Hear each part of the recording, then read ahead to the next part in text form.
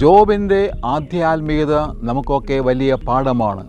ദൈവത്തോട് ചേർന്നിരിക്കുക, ദൈവം തരുന്നത് സ്വീകരിക്കുക, ദൈവത്തെ കുറ്റപ്പെടുത്താതിരിക്കുക എന്നീ നല്ല കാര്യങ്ങൾ ജോബിൻ്റെ പുസ്തകത്തിൽ നമുക്കൊരു പാഠമാണ്.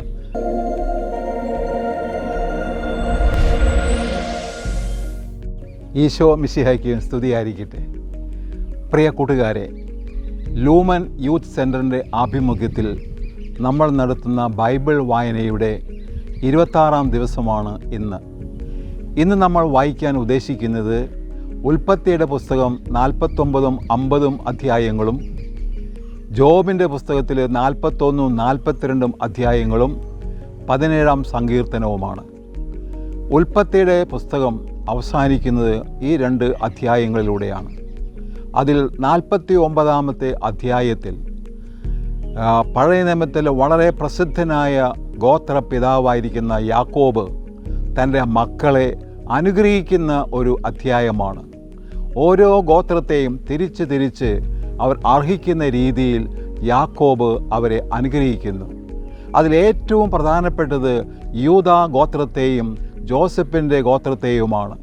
പ്രത്യേകമായ ഒരു ആശീർവാദം അവർക്ക് നൽകുന്നു. ഓരോ ഗോത്രത്തിനും ഉചിതമായ അനുഗ്രഹമാണ് യാക്കോബ് നൽകുന്നത്. അതിൽ പ്രത്യേകം പറയുന്ന ഒരു കാര്യമുണ്ട്. എൻ്റെ മരണശേഷം എവിടെ എന്നെ അടക്കണം, സംസ്കരിക്കണം എന്ന കാര്യം വളരെ വ്യക്തമായിട്ട് പറയുന്നുണ്ട്. 50ാമത്തെ അധ്യായം അതാണ് ഏറ്റവും അവസാനത്തെ അധ്യായം. ഈ അധ്യായത്തിൽ യാക്കോബിൻ്റെയും ജോസഫിൻ്റെയും മരണത്തെപ്പറ്റിയാണ് പറയുന്നത്. മക്കളെല്ലാം അടുത്ത് വിളിച്ച് അവർക്ക് ആവശ്യമായ അനുഗ്രഹങ്ങളെല്ലാം നൽകി ഇനി മരണശേഷം എന്ത് ചെയ്യണം എന്നെല്ലാം വിവരിച്ച് പറഞ്ഞിട്ട് അദ്ദേഹം കാലത്തിൻ്റെ ആ പൂർണ്ണതയിൽ ദിവംഗതനായി മരണം പ്രാപിച്ചു.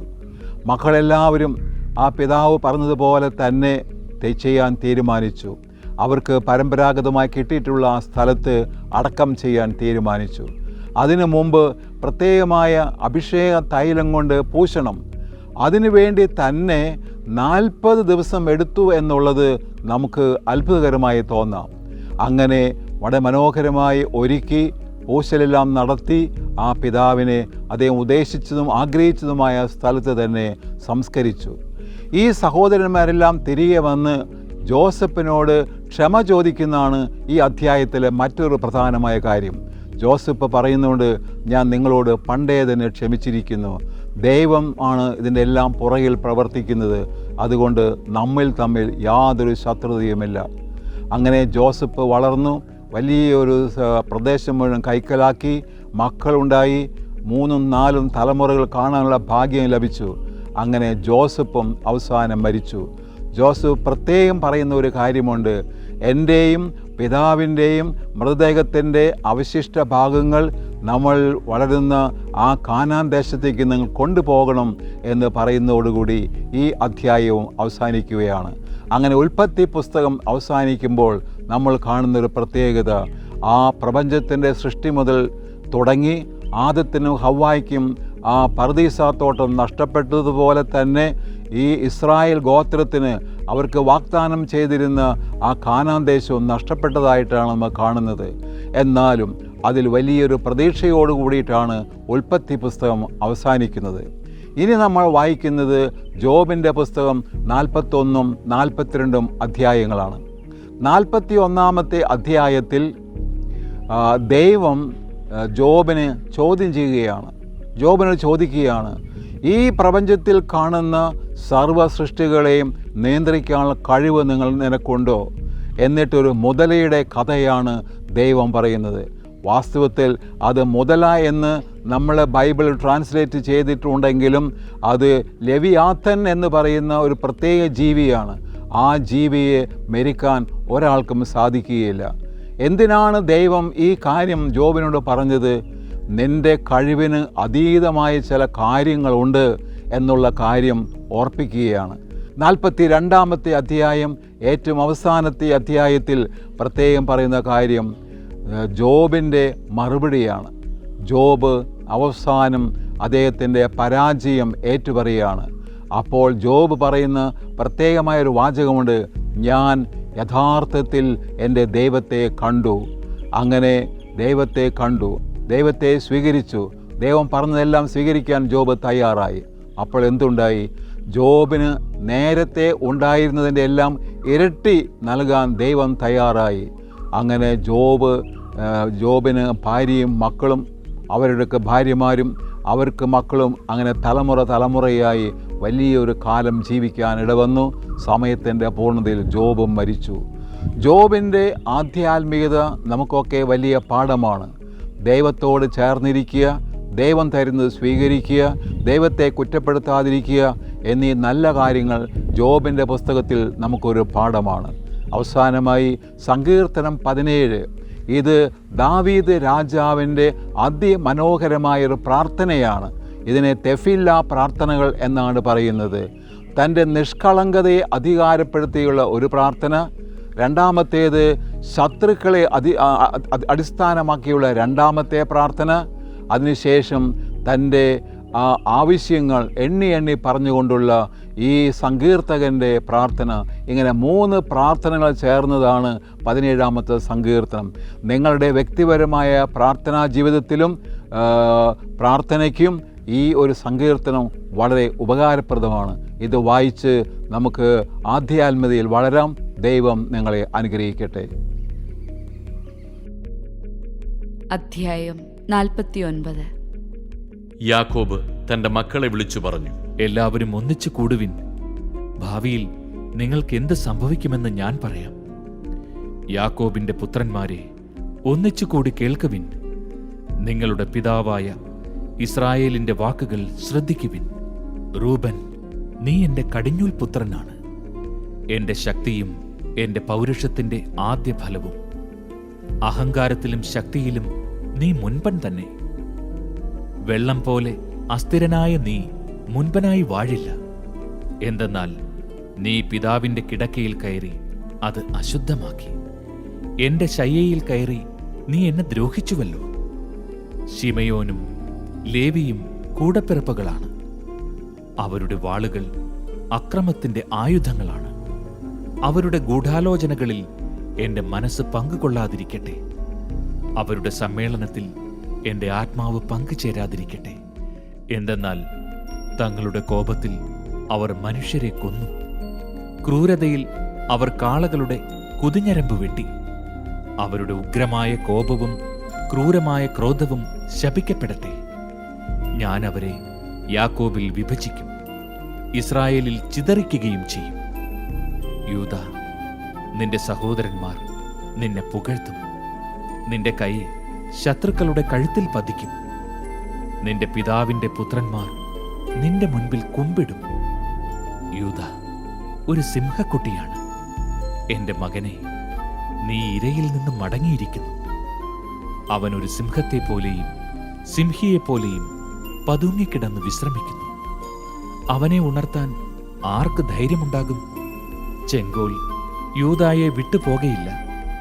അതിന്റെ അവകാശി വന്നു ചേരും വരെ അധികാരദണ്ഡ് അവന്റെ സന്തതികളിൽ നിന്ന് നീങ്ങിപ്പോകയില്ല. ജനതകൾ അവനെ അനുസരിക്കും. അവൻ തന്റെ കഴുതയെ മുന്തിരിവള്ളിയിലും കഴുതക്കുട്ടിയെ വിശിഷ്ടമായ മുന്തിരിച്ചെടിയിലും കെട്ടിയിടും. തന്റെ ഉടുപ്പ് വീഞ്ഞിലും മേലങ്കി മുന്തിരിച്ചാറിലും കഴുകും. അവന്റെ കണ്ണുകൾ വീഞ്ഞിനേക്കാൾ ചെമന്നും പല്ലുകൾ പാലിനേക്കാൾ വെളുത്തുമിരിക്കും. സെബുലൂണാകട്ടെ കടൽ തീരത്ത് വസിക്കും. അവൻ കപ്പലുകൾക്ക് അഭയകേന്ദ്രമായിരിക്കും. സീദോനായിരിക്കും അവന്റെ അതിർത്തി. ഇസ്സാക്കർ ഒരു കരുത്തുറ്റ കഴുതയാണ്.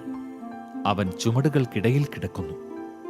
വിശ്രമസ്ഥലം നല്ലതെന്നും ദേശം മനോഹരമെന്നും അവൻ കണ്ടു. അതുകൊണ്ട് അവൻ ചുമട് കയറ്റാൻ ചുമൽ കുനിച്ചു കൊടുത്തു. കൂലിവേല ചെയ്യുന്ന ഒരു ദാസനായി തീർന്നു. ഇസ്രായേലിലെ മറ്റ് ഗോത്രങ്ങളെപ്പോലെ ദാൻ സ്വന്തം ജനങ്ങൾക്ക് ന്യായം നടത്തിക്കൊടുക്കും. ദാൻ വഴിവക്കിലെ സർപ്പവും പാതയിലെ അണലിയുമായിരിക്കും. അവൻ കുതിരയുടെ കുതികാലിൽ കടിക്കും. കുതിരക്കാരൻ മലർന്നു വീഴുകയും ചെയ്യും. കർത്താവേ, ഞാൻ അങ്ങയുടെ രക്ഷ കാത്തിരിക്കുന്നു. ഗാദിനെ കവർച്ചക്കാർ ആക്രമിക്കും, എന്നാൽ അവൻ അവരെ തോൽപ്പിച്ചോടിക്കും. ആഷേറിന്റെ ആഹാരം സമ്പന്നമായിരിക്കും. അവൻ രാജകീയ വിഭവങ്ങൾ പ്രദാനം ചെയ്യും. സ്വച്ഛന്തം ചരിക്കുന്ന ഒരു പേടമാനാണ് നഫ്താലി.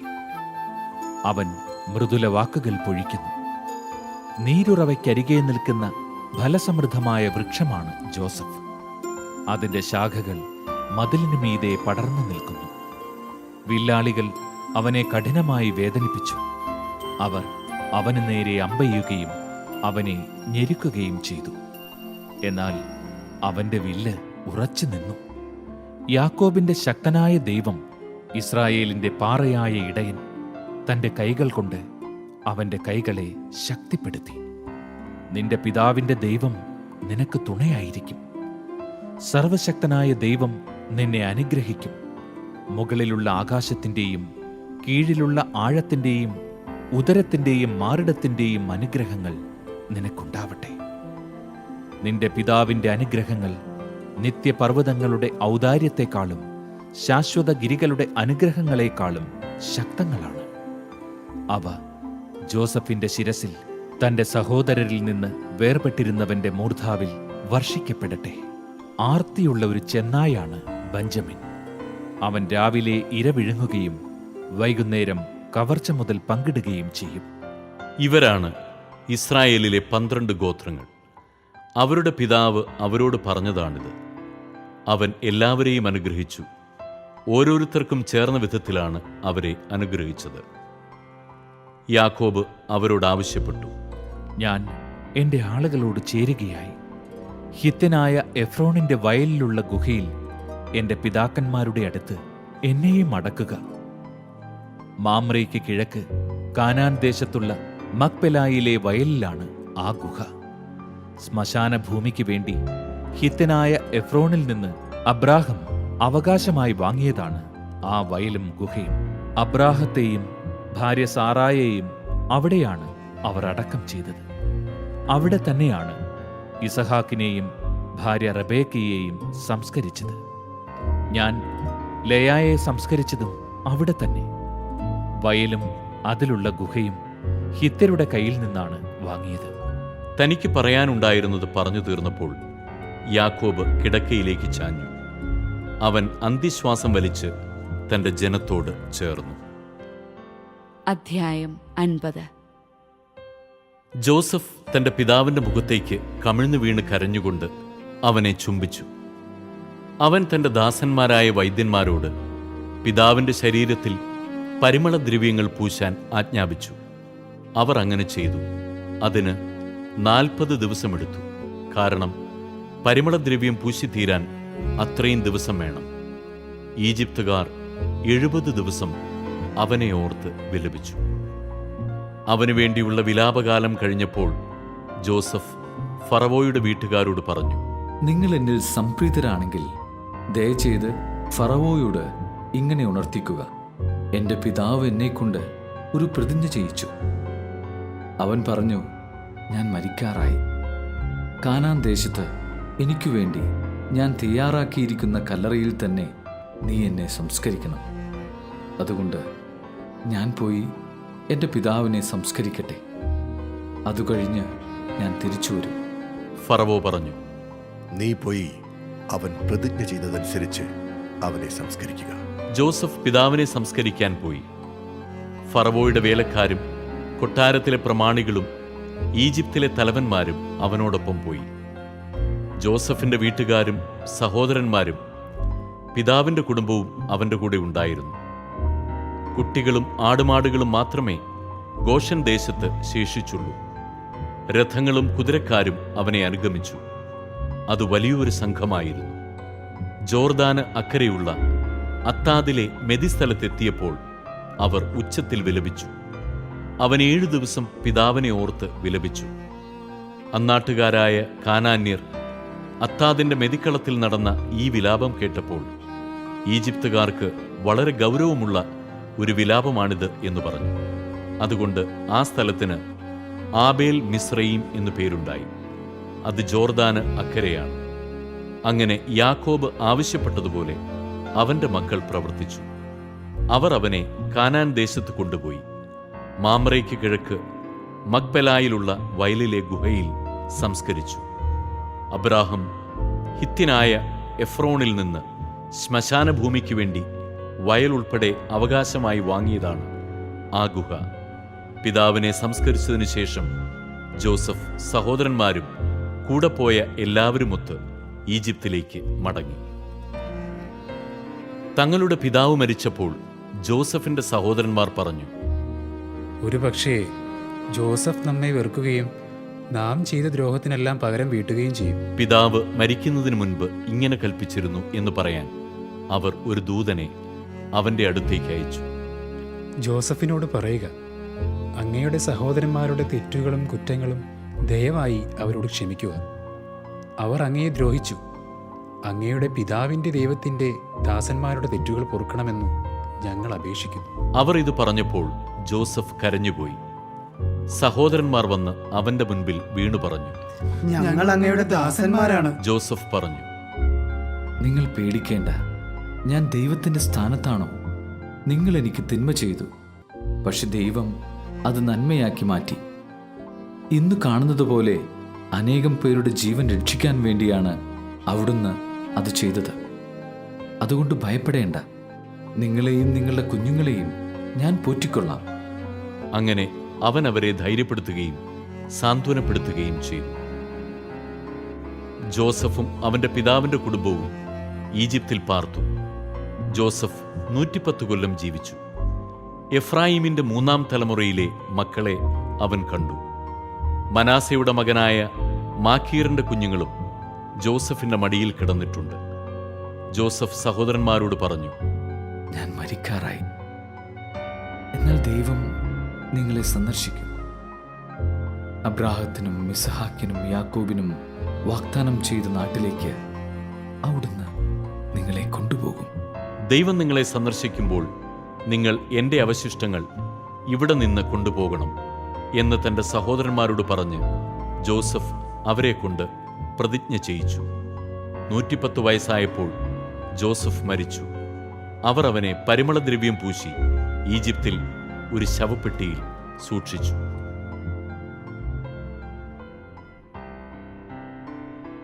അധ്യായം 41. നിനക്ക് മുതലയെ ചൂണ്ടയിട്ട് പിടിക്കാമോ? അവന്റെ നാക്ക് ചരടുകൊണ്ട് ബന്ധിക്കാമോ? അവന്റെ മൂക്കിൽ കയറിടാമോ? അവന്റെ താടിയിൽ ചൂണ്ട കോർക്കാൻ പറ്റുമോ? അവൻ നിന്നോട് ഏറെ യാചിക്കുമോ? അവൻ നിന്നോട് മൃദുലമായി സംസാരിക്കുമോ? എന്നും നിനക്ക് ദാസനായിരുന്നു കൊള്ളാമെന്ന് അവൻ നിന്നോട് ഉടമ്പടി ചെയ്യുമോ? ഒരു പക്ഷിയോടെന്ന പോലെ നീ അവനോട് കളിക്കുമോ? നിന്റെ ബാലികമാർക്ക് വേണ്ടി അവന് തോൽവാറിടുമോ? വ്യാപാരികൾ അവനു വേണ്ടി വിലപേശുമോ? അവർ അവനെ കച്ചവടക്കാർക്ക് പകുത്തു വിൽക്കുമോ? നിനക്ക് അവന്റെ തൊലി ചാട്ടുളി കൊണ്ടും അവന്റെ തല മുപ്പല്ലി കൊണ്ടും നിറയ്ക്കാമോ? അവനെ ഒരിക്കൽ തൊട്ടാൽ വീണ്ടും തൊടണമെന്ന് നീ ആഗ്രഹിക്കുകയില്ല. ആ യുദ്ധം നിനക്ക് മറക്കാനാവില്ല. അവനെ കാണുന്നവന്റെ ധൈര്യം അറ്റുപോകുന്നു. കാണുന്ന മാത്രയിൽ അവൻ നിലം പതിക്കുന്നു. അവനെ ഉണർത്താൻ തക്ക ശൂരനില്ല. പിന്നെ എന്നോട് എതിർത്ത് നിൽക്കാൻ ആരുണ്ടാകും? ഞാൻ മടക്കി കൊടുക്കേണ്ടതിന് ആരെങ്കിലും എനിക്ക് മുൻകൂട്ടി തന്നിട്ടുണ്ടോ? ആകാശത്തിൻ കീഴുള്ളതൊക്കെയും എന്റേതാണ്. അവന്റെ അവയവങ്ങളെയും അവന്റെ മഹാശക്തിയെയും ഭംഗിയുള്ള രൂപത്തെയും സംബന്ധിച്ച് ഞാൻ മൗനം അവലംബിക്കുകയില്ല. അവന്റെ പുറംചട്ട ഉരിയാൻ ആർക്ക് സാധിക്കും? അവന്റെ ഇരട്ട കവചം തുളയ്ക്കാൻ ആർക്ക് കഴിയും? അവന്റെ മുഖകവാടം ആര് തുറക്കും? അവന്റെ പല്ലിന് ചുറ്റും ഭീകരതയാണ്. അവന്റെ പുറം പരിചനിര കൊണ്ട് പൊതിഞ്ഞിരിക്കുന്നു. അത് മുറുക്കി അടച്ചു മുദ്ര വെച്ചിരിക്കുന്നു. വായു കടക്കാത്ത വിധം അവ ഒന്നോടൊന്ന് ചേർന്നിരിക്കുന്നു. വേർപെടുത്താൻ പാടില്ലാത്ത വിധം അവ ഒന്നോടൊന്ന് ചേർന്നിരിക്കുന്നു. അവ യോജിച്ചിരിക്കുന്നു. അവൻ തുമ്മുമ്പോൾ പ്രകാശം ചിതറുന്നു. അവന്റെ കണ്ണുകൾ പ്രഭാതത്തിന്റെ കൺപോളകൾ പോലെയാണ്. അവന്റെ വായിൽ നിന്ന് ജ്വലിക്കുന്ന തീപ്പന്തങ്ങൾ പുറപ്പെടുകയും തീപ്പൊരി ചിതറുകയും ചെയ്യുന്നു. തിളയ്ക്കുന്ന വെള്ളത്തിൽ നിന്നും കത്തുന്ന രാമച്ചത്തിൽ നിന്നും എന്ന പോലെ അവന്റെ മൂക്കിൽ നിന്ന് പുക ഉയരുന്നു. അവന്റെ ശ്വാസം കരിക്ക് തീ കൊളുത്തുന്നു. അവന്റെ വായിൽ നിന്ന് തീജ്വാല പുറപ്പെടുന്നു. അവന്റെ കഴുത്തിൽ ബലം കുടികൊള്ളുന്നു. ഭീകരത അവന്റെ മുൻപിൽ നൃത്തം ചെയ്യുന്നു. അവന്റെ മാംസപാളികൾ തമ്മിൽ പറ്റിച്ചേർന്നിരിക്കുന്നു. ഇളകിപ്പോകാത്ത വിധം അത് അവന്റെ മേൽ ഉറച്ചിരിക്കുന്നു. അവന്റെ ഹൃദയം കല്ലുപോലെ കടുപ്പമേറിയതാണ്, തിരികല്ലിന്റെ അടിക്കല്ല് പോലെ ഉറപ്പുള്ളതാണ്. അവൻ പൊങ്ങുമ്പോൾ ശക്തന്മാർ പേടിക്കുന്നു. അവൻ സ്വരം പുറപ്പെടുവിക്കുമ്പോൾ അവർ ഭയപരവശരാകുന്നു. വാൾ, കുന്തം, ചാട്ടുളി, വേൽ എന്നിവ കൊണ്ട് അവനെ എതിർക്കുക സാധ്യമല്ല. ഇരുമ്പിനെ വൈക്കോൽ പോലെയും പിച്ചളയെ ചെതുക്കിച്ച തടി പോലെയും അവൻ കണക്കാക്കുന്നു. അസ്ത്രം കണ്ട് അവൻ ഓടുകയില്ല.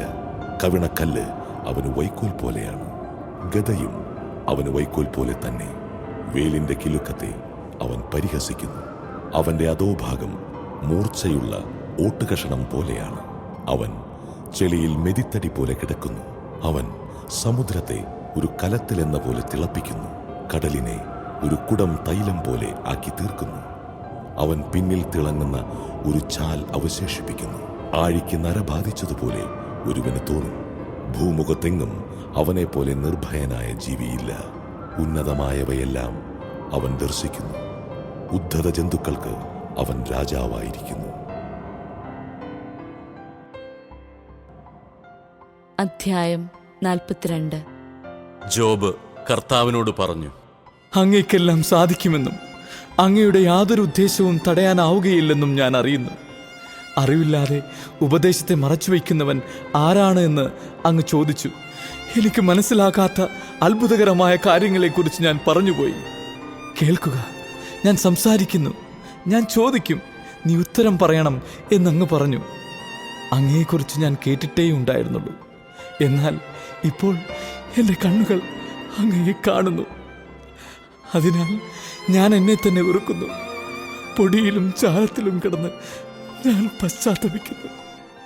കർത്താവ് ജോബിനോട് ഇങ്ങനെ സംസാരിച്ചതിനു ശേഷം തേമാന്യനായ എലിഫാസിനോട് അരുളി ചെയ്തു, എന്റെ ക്രോധം നിനക്കും നിന്റെ 2 സ്നേഹിതന്മാർക്കും എതിരെ ജ്വലിക്കുന്നു. എന്തെന്നാൽ നിങ്ങൾ എന്നെപ്പറ്റി എന്റെ ദാസൻ ജോബിനെ പോലെ ശരിയായിട്ടല്ല സംസാരിച്ചത്. അതിനാൽ ഇപ്പോൾ തന്നെ 7 കാളകളെയും 7 മുട്ടാടുകളെയും കൊണ്ട് ജോബിന്റെ അടുക്കൽ ചെന്ന് നിങ്ങൾക്ക് വേണ്ടി ദഹനബലി അർപ്പിക്കുവിൻ. എന്റെ ദാസനായ ജോബ് നിങ്ങൾക്ക് വേണ്ടി പ്രാർത്ഥിക്കും. ഞാൻ അവന്റെ പ്രാർത്ഥന സ്വീകരിച്ച് നിങ്ങളുടെ ഭോഷത്വത്തിന് നിങ്ങളെ ശിക്ഷിക്കുകയില്ല. നിങ്ങൾ എൻ്റെ ദാസനായ ജോബിനെ പോലെ എന്നെപ്പറ്റി ശരിയായത് സംസാരിച്ചില്ല. തേമാന്യനായ എലിഫാസും ഷൂഹ്യനായ ബിൽദാദും നാമാത്യനായ സോഫാറും കർത്താവ് പറഞ്ഞ പ്രകാരം ചെയ്തു. കർത്താവ് ജോബിന്റെ പ്രാർത്ഥന സ്വീകരിച്ചു. ജോബ് തന്റെ സ്നേഹിതന്മാർക്ക് വേണ്ടി പ്രാർത്ഥിച്ചപ്പോൾ അവനുണ്ടായിരുന്ന ഐശ്വര്യം കർത്താവ് തിരികെ കൊടുത്തു. അവിടുന്ന് അത് ഇരട്ടിയായി കൊടുത്തു. അവന്റെ സഹോദരന്മാരും സഹോദരിമാരും മുൻ പരിചയക്കാരും അവന്റെ വീട്ടിൽ വന്ന് അവനോടൊത്ത് ഭക്ഷണം കഴിച്ചു. കർത്താവ് അവന്റെ മേൽ വരുത്തിയ എല്ലാ അനർത്ഥങ്ങളെയും കുറിച്ച് അവർ സഹതപിക്കുകയും അവനെ ആശ്വസിപ്പിക്കുകയും ചെയ്തു. അവർ ഓരോരുത്തരും പണവും ഓരോ സ്വർണമോതിരവും അവന് സമ്മാനിച്ചു. കർത്താവ് അവന്റെ ശേഷിച്ച ജീവിതം മുൻപിലത്തേതിനേക്കാൾ ധന്യമാക്കി. അവന് 14,000 ആടുകളും 6,000 ഒട്ടകങ്ങളും 1,000 കാളകളും 1,000 പെൺകഴുതകളും ഉണ്ടായി. അവന് 7 പുത്രന്മാരും 3 പുത്രിമാരുമുണ്ടായി. മൂത്തവൾ ജെമിമ, രണ്ടാമത്തവൾ കെസിയ, മൂന്നാമത്തവൾ കേരൻ ഹാപ്പുക്ക്. ജോബിന്റെ പുത്രിമാരെ പോലെ സുന്ദരിമാരായ സ്ത്രീകൾ ആ ദേശത്തെങ്ങും ഉണ്ടായിരുന്നില്ല. പിതാവ് അവർക്കും സഹോദരന്മാർക്കൊപ്പം അവകാശം കൊടുത്തു. അതിനുശേഷം ജോബ് 140 വർഷം ജീവിക്കുകയും മക്കളും മക്കളുടെ മക്കളുമായി 4 തലമുറ വരെ കാണുകയും ചെയ്തു. അങ്ങനെ ജോബ് പൂർണ്ണായുസ് പ്രാപിച്ച് വൃദ്ധനായി മരിച്ചു.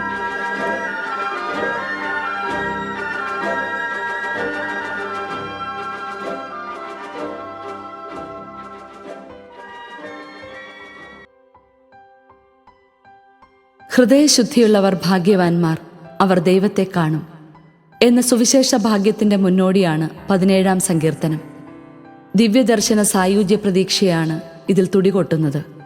സങ്കീർത്തകനോടൊപ്പം നമുക്കും ഉറപ്പിച്ചു പറയാം, ഉണരുമ്പോൾ ഞാൻ അങ്ങയുടെ രൂപം കണ്ട് തൃപ്തിയടയും.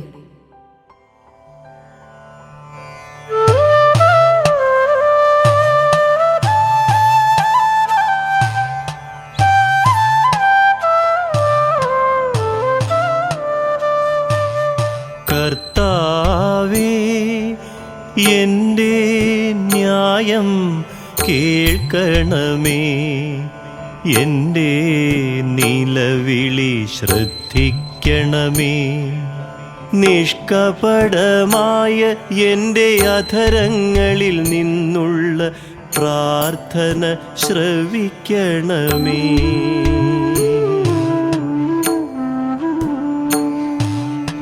എൻ്റെ വിധി അങ്ങയുടെ സന്നിധിയിൽ നിന്ന് പുറപ്പെടട്ടെ.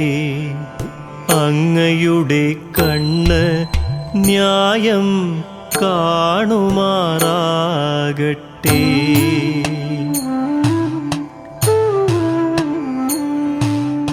അവിടുന്ന് എൻ്റെ ഹൃദയം പരിശോധിച്ചാൽ, രാത്രിയിൽ എന്നെ സന്ദർശിച്ചാൽ, അങ്ങ് എന്നെ ഉരച്ചു നോക്കിയാൽ എന്നിൽ തിന്മ കണ്ടെത്തുകയില്ല. എൻ്റെ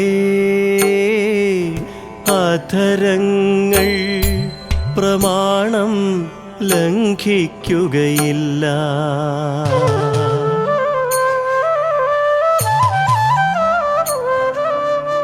മറ്റുള്ളവർ ചെയ്യുന്നതുപോലെ ഞാൻ തിന്മ പ്രവർത്തിച്ചിട്ടില്ല. അങ്ങയുടെ അധരങ്ങളിൽ നിന്ന് പുറപ്പെടുന്ന വചനം ഞാനനുസരിച്ചു.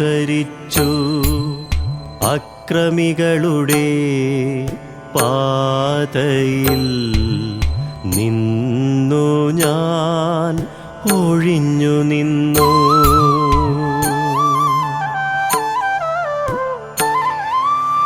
എൻ്റെ കാലടികൾ അങ്ങയുടെ പാതയിൽ തന്നെ പതിഞ്ഞു.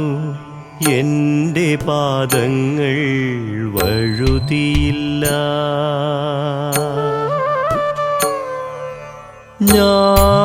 ഞാനങ്ങയെ വിളിച്ചപേക്ഷിക്കുന്നു.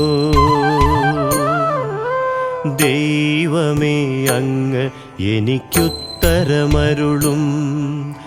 അങ്ങ് ചെവി ചായ്ച്ച് എൻ്റെ വാക്കുകൾ ശ്രവിക്കണമേ.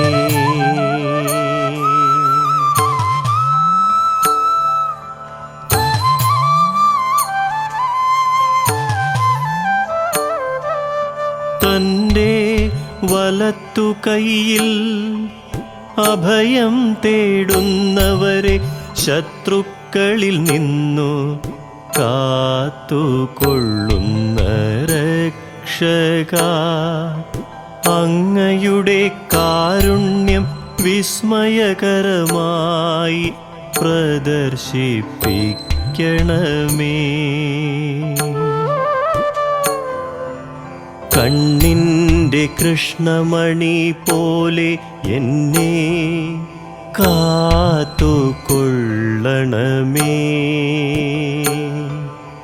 അങ്ങയുടെ ചിറകിൻ്റെ നിഴലിൽ എന്നെ മറച്ചു കൊള്ളണമേ.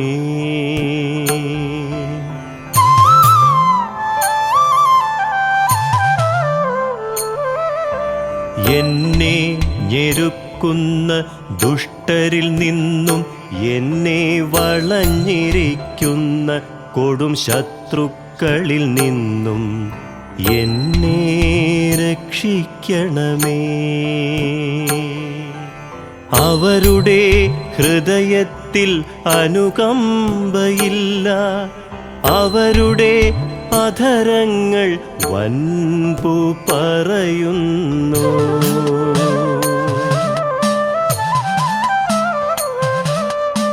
അവർ എന്നെ അനുധാവനം ചെയ്യുന്നു. ഇതാ എന്നെ വളഞ്ഞു കഴിഞ്ഞു.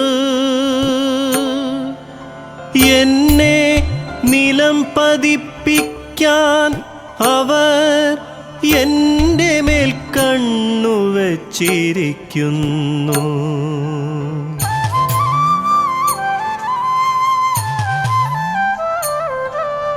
കടിച്ചു ചീന്താൻ വെമ്പുന്ന സിംഹത്തെ പോലെയാണവർ, പതിയിരിക്കുന്ന യുവസിംഹത്തെ പോലെ തന്നെ.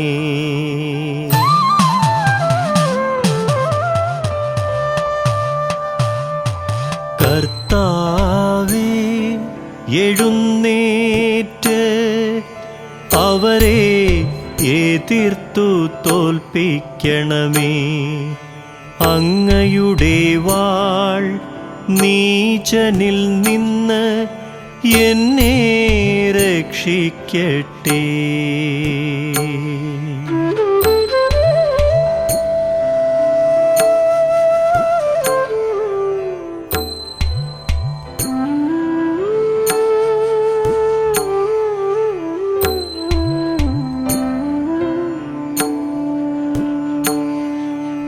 ഇഹലോക ജീവിതം മാത്രം ഓഹരിയായി കരുതുന്ന മർത്യരിൽ നിന്ന്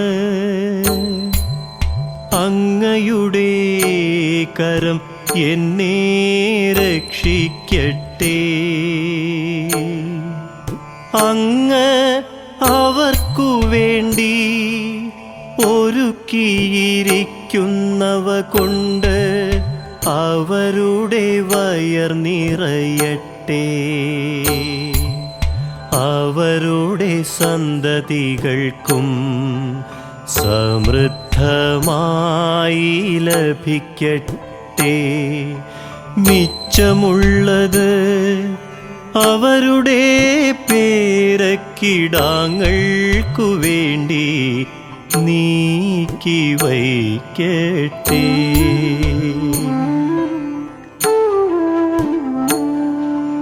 നീതി നിമിത്തം ഞാൻ അങ്ങയുടെ മുഖം ദർശിക്കും. ഉണരുമ്പോൾ ഞാൻ അങ്ങയുടെ രൂപം കണ്ടു തൃപ്തിയടയും.